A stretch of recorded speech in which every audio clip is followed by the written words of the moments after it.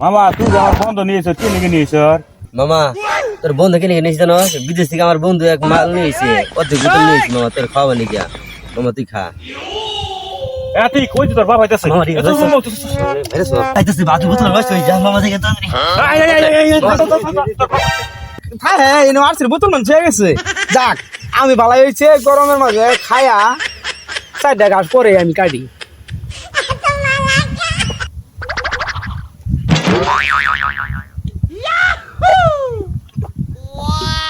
একটু জিরাই নই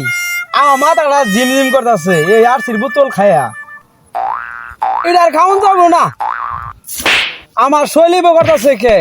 ধান খেত কি দেই সব দু একবার পাইকে গেল গা নীল হইলো চোখে আমার বাড়তেছে নাল ওই